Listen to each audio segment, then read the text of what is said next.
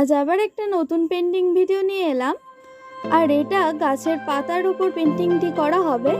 তো চলো দেখা যাক পেন্টিংটি কেমন হয়। যদি তোমাদের ভালো লেগে থাকে তাহলে চ্যানেলটিকে সাবস্ক্রাইব করতে ভুলবে না এবং লাইক, কমেন্ট অ্যান্ড শেয়ার করে দেবেন। নেক্সট বার তোমরা কেমন ভিডিও দেখতে চাইছো সবাই একটু আমাকে কমেন্ট করে জানিও।